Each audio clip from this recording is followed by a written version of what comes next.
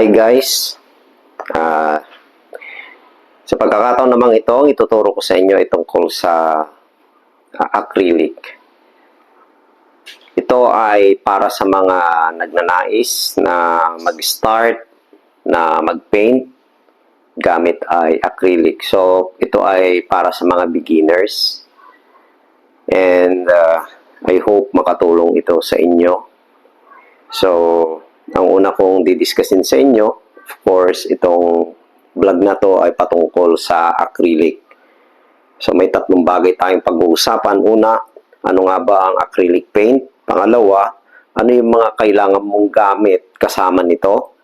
Pangatlo ay yung safety practices at kung paano linisin yung ating mga brushes, palettes, yun.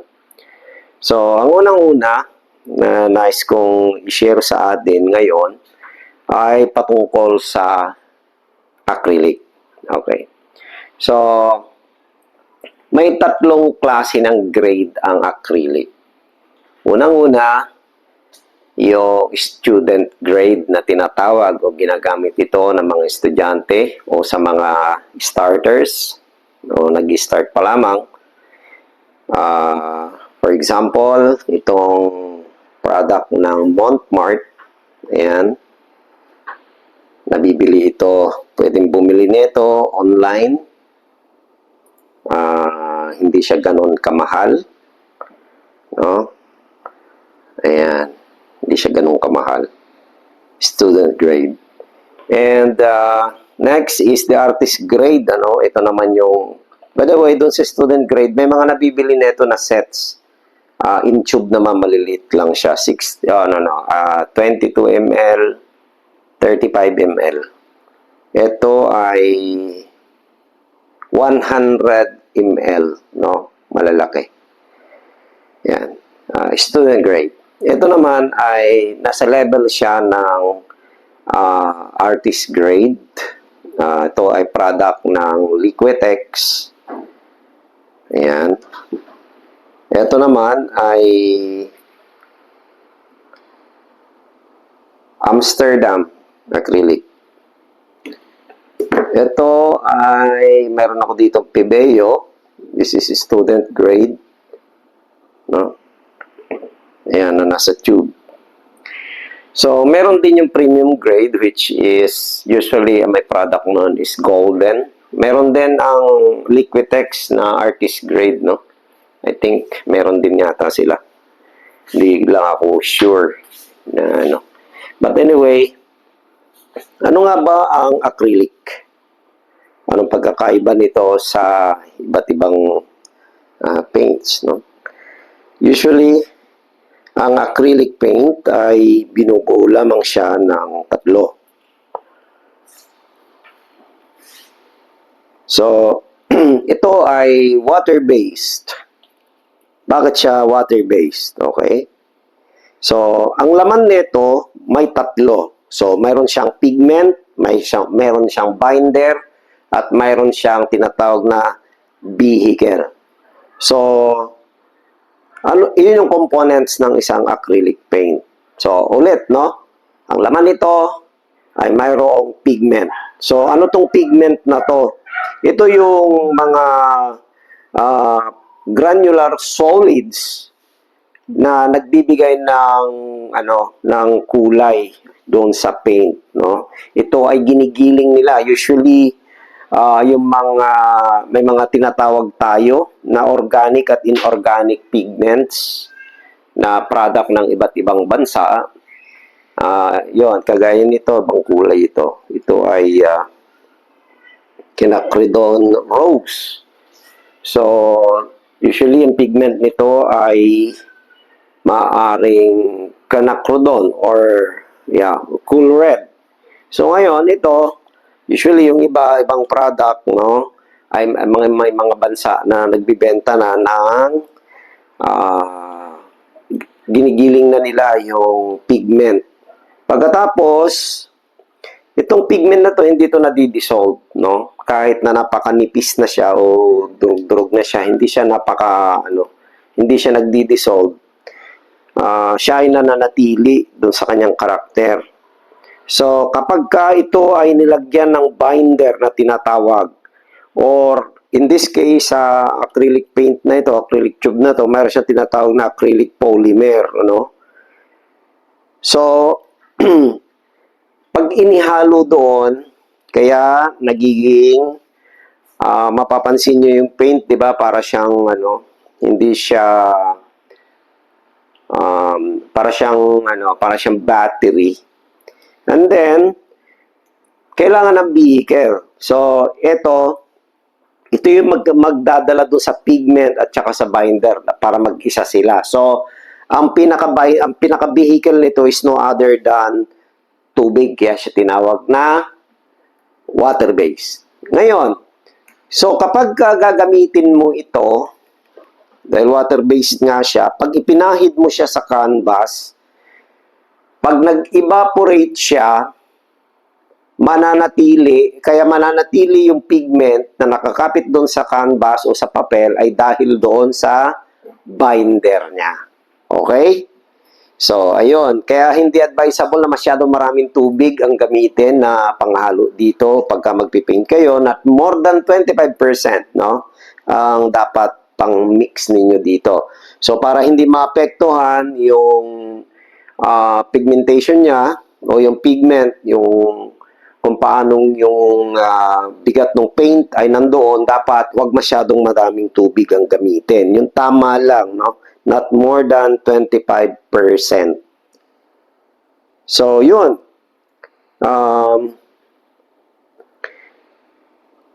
Ito, kapag ginamit natin, usually it dries within 10 to 12 minutes sa mga maninipis na applications. Kaya magtataka kayo, pag inilagay nyo sa palette, tapos sobrang napakakonti, syempre, madali siyang matuyo.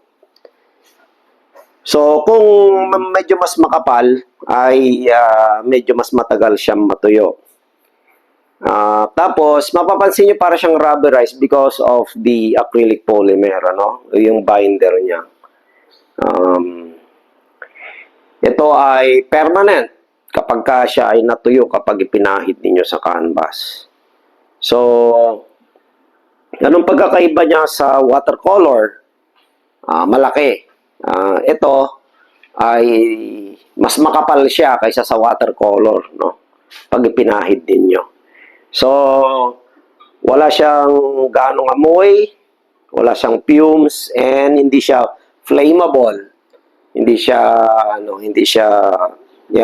flammable. Pangalawa, syempre, kung nais nating i-enhance or i-change ang character ito, halimbawa, mas gusto natin malabnaw, yun po yung gamit ng mga mediums, acrylic mediums na ginagamit at inihahalo. Kung gusto rin natin na makapal siya para siyang maging oil paint, usually gumagamit tayo ng acrylic gel, So, mga ganon. So, yun po ang meron dito sa acrylic paint tube na ito. So, again, ang ganitong pintura ay mayroon siyang pigment, mayroon siyang binder, at mayroon siyang vehicle. So, ang pinaka-vehicle nito para manatili yung binder at saka yung pigment ay tubig. Okay? So, yun ang meron sa acrylic. So, ngayon naman, pupunta tayo sa mga materials. Ano nga ba dapat ang kailangan mo pang ihanda o dapat bilhin?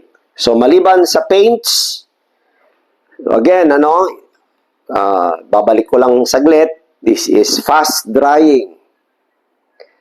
Mabilis lang siyang matuyo kasi nag-evaporate yung tubig. It's a water-based.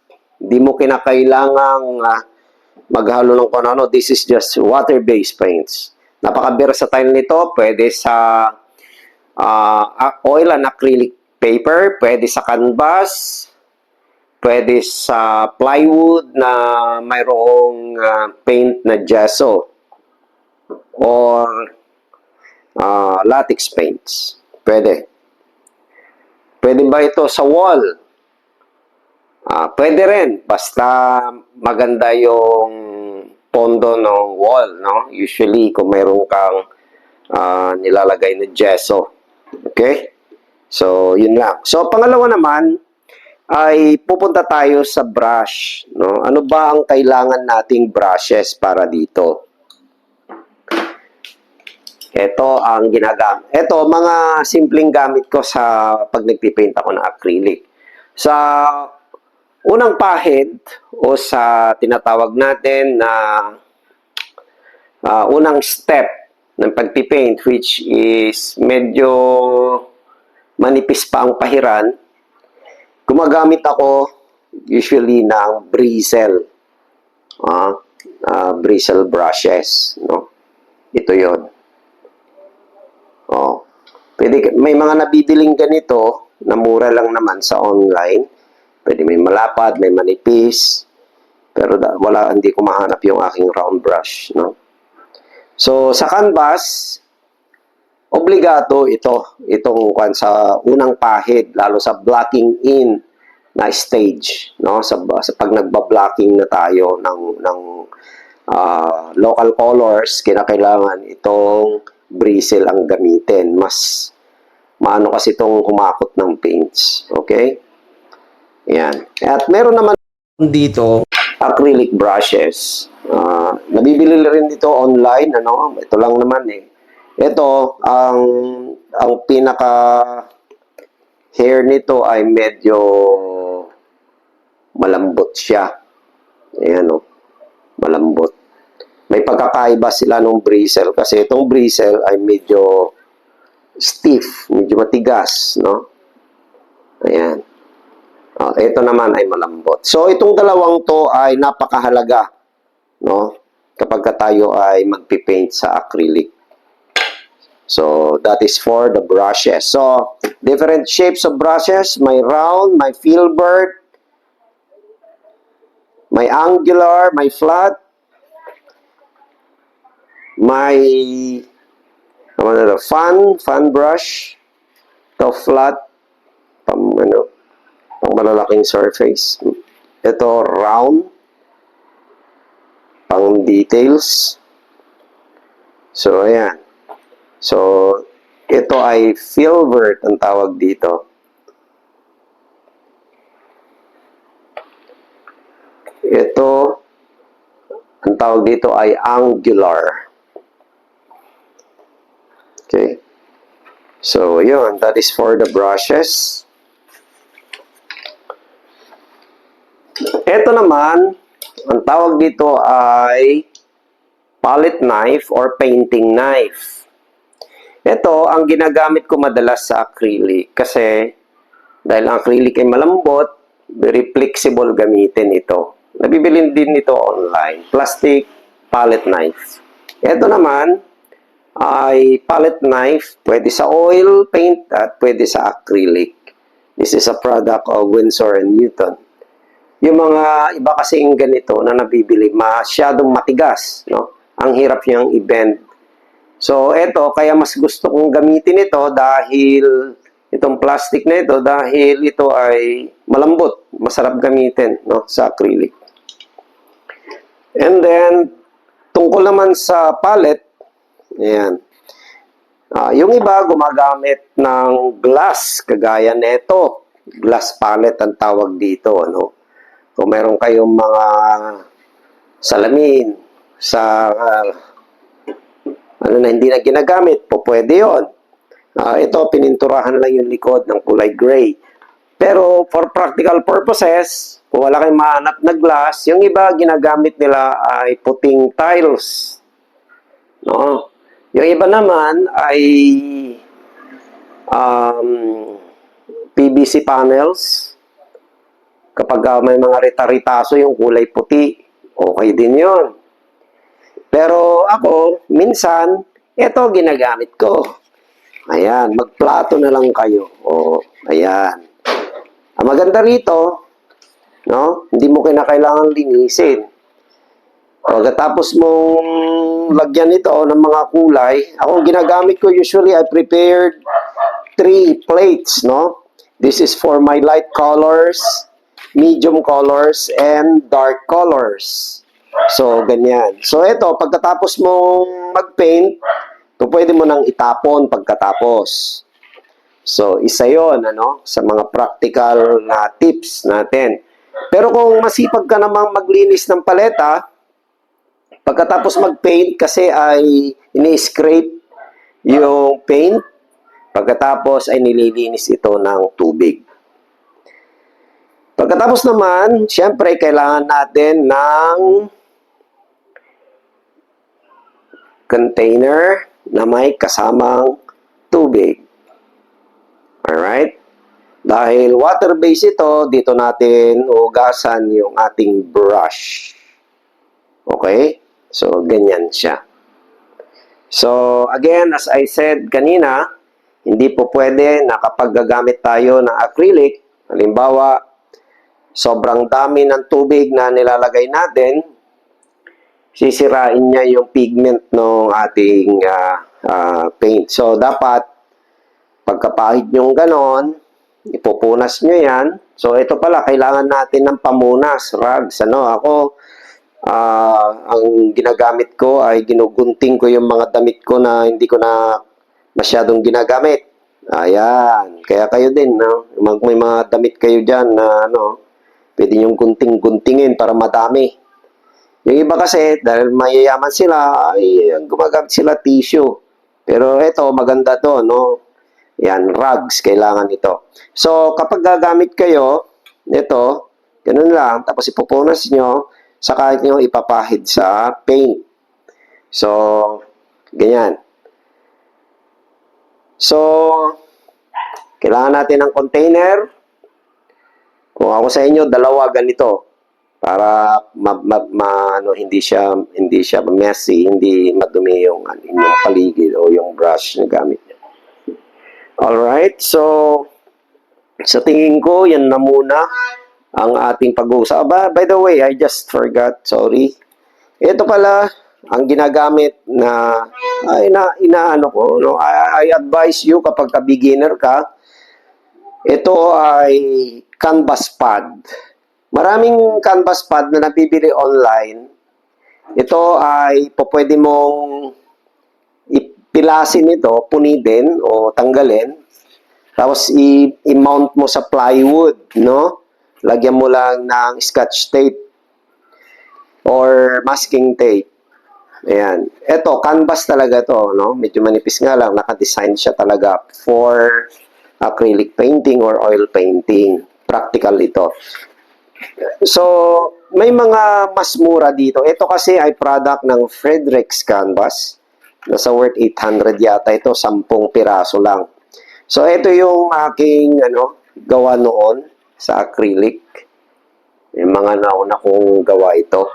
Product din to ng aking demonstration sa mga mothers o sa mga adult na nag-request sa akin ng demonstration sa acrylic. Yan. So, maganda ito sa acrylic. Pwede sa typical o common na canvas. Ito naman ay nabibili sa ewan ko, meron sila sa National Bookstore o sa mang store na may mga nagbibenta ng mga canvas. Ito, Berkeley. 9 by 12 inches. Canvas panel. Okay na rin ito, no? Gamitin ninyo. So, meron din tinatawag na acrylic paper. Pad din siya. So, wag kayong malilito doon pag mag-order kayo. Either ito ay canvas pad, iba siya sa acrylic paper. So, yun. So, kung gusto niyo bumili nito, pwedeng bumili online. Pwede rin tumingin kayo sa National Bookstore. Sa amin kasi dito may CSI kami na mall na pinupuntahan. Doon madalas may mga stock sila. So, iba-ibang sizes para hindi na kayo mag-prepare ng canvas. Pwede rin naman mag-prepare kayo ng sarili nyong canvas para mas makamura kung meron kayong stock na canvas. So, yun. That's it for now for our videos. So, ang tanong pala bago ko tuluyang magpaalam. Paano ba linisin yung pallet? Okay.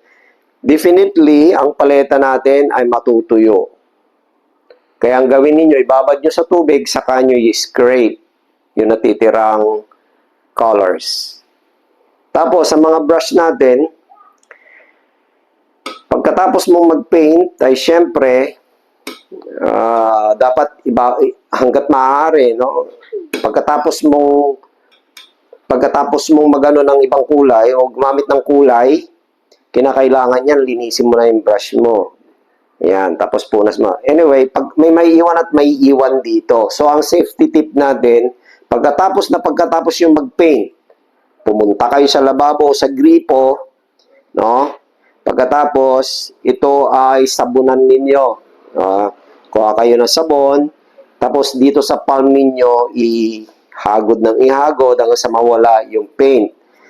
Tapos running water para makita ninyo kung may paint pa, no?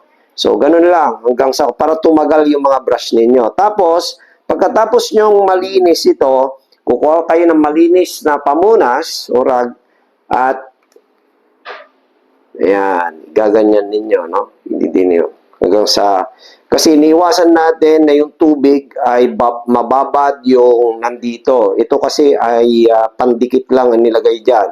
So, kapag masyadong nabababad sa tubig, ito ay natatanggal yung buhok o kaya naman kapag natuyuan ng paint dito sa may dito niya part, bumubuhaghag yung buhok. So, iniiwasan natin kat maaari yon.